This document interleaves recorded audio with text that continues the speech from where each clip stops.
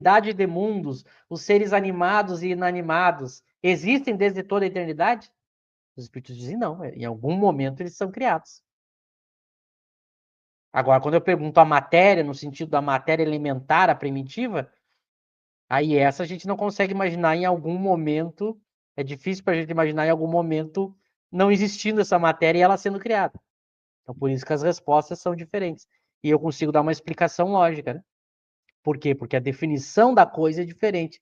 Por isso que a resposta é diferente. Então, eu resolvo o primeiro problema da contradição. O segundo problema, isso tudo que eu estou dizendo, eu estou dando crédito ao Cosme, tá?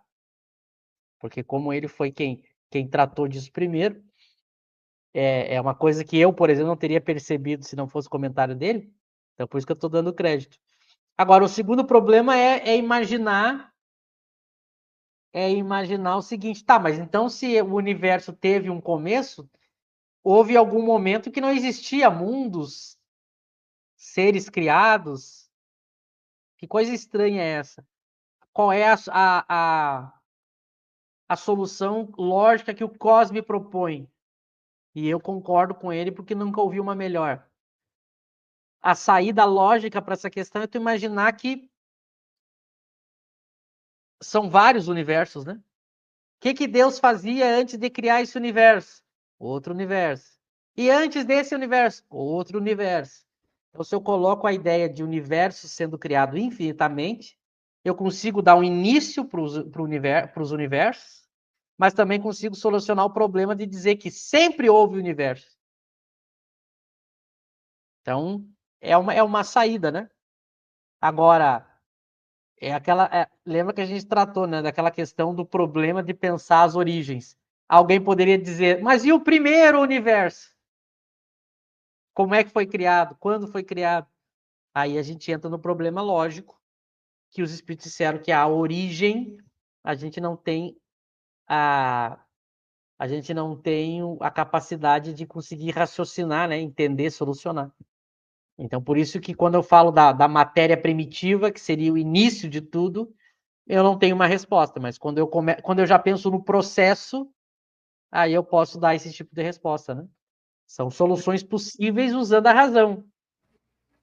Mas por que o espiritismo ele é coerente? Porque ele coloca os dois problemas, né? A chamada matéria primitiva, ele coloca o limite da razão, e depois o chamado universo já criado, desenvolvido, modificado, ele consegue também dar as suas explicações. Aí eu não entro numa contradição. Mas claro que se a gente dissesse a origem mesmo, a gente não sabe, né? Como é que surge o início de tudo, né? Mas do processo eu consigo raciocinar, percebe? É, é, aí eu consigo imaginar, por exemplo, é racional eu imaginar universos sendo criados, universos sendo criados. Agora, claro que se alguém perguntar, e o início do início? Aí o Espiritismo é coerente em dizer que não sabemos, né? Acho que começa a ficar um pouco mais claro, talvez, o que a gente está querendo mostrar no estudo de hoje, né? Vamos ver pelo comentário das pessoas se elas estão conseguindo entender o que a gente está falando. Se não, elas podem mandar questões. Eu já passo para vocês, se quiserem comentar. E percebe que os espíritos não entram como isso acontece, né? Se a gente for estudar a cosmologia atual, tem ideias, né, de não, tem multiverso, ou tem o Big Bang, depois volta de novo e vai de novo, ou teve outro, a gente não sabe disso, né? Ou teve outro Big Bang, enfim, a gente não. Os espíritos não entram nisso. Isso aí, quem vai estudar é a cosmologia, a ciência, né? Então, mas mesmo a ciência é difícil, porque isso é hipotético, né? A gente não.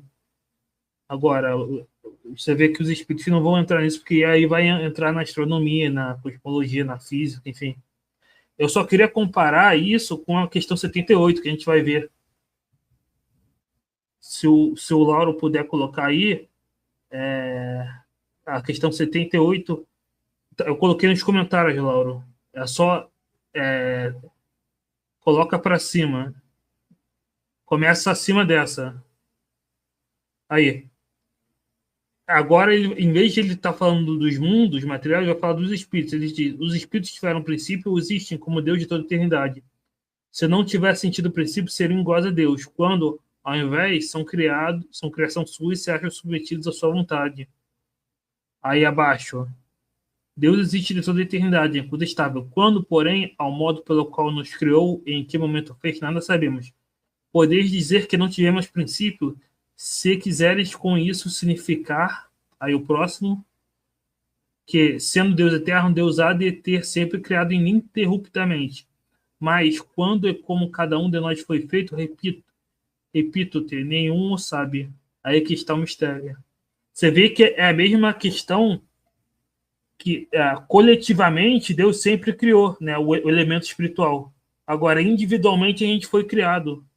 A gente pode dizer com certeza, individualmente eu não sou eterno, fui criado, mas coletivamente Deus sempre criou, né?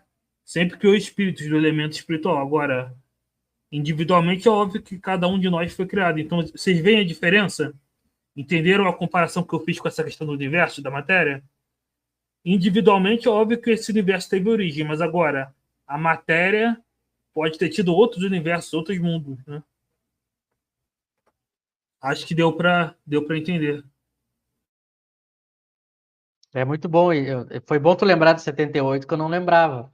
E ele faz a mesma pergunta usando 3 objetos diferentes, né? Numa ele pega a matéria, no outro ele pega o universo, no outro ele pega o espírito. Ele submete a mesma pergunta usando objetos diferentes. Muito bom esse exemplo que tu deu. Cada espírito teve uma origem, teve um momento que ele foi criado. Mas sempre houveram espíritos, desde toda a eternidade, sendo criados.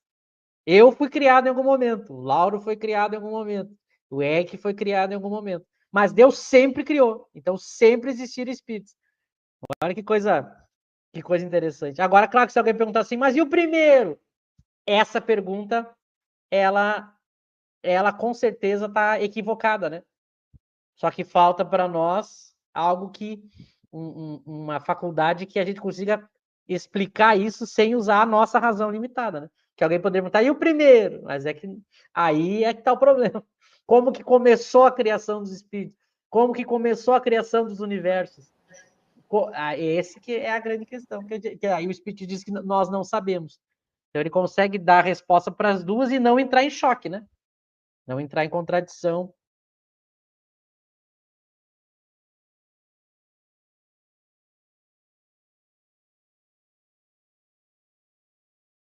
Aí a gente tem aqui uma participação do Herbert aqui, ele perguntando, se só Deus sabe, existe conhecimentos que nem o espírito puro pode saber? Boa pergunta, é difícil de responder. Michel Ieck. Michel quer falar comigo. Não sei, Herbert. Porque para nós, aí que tá, para nós, espíritos imperfeitos,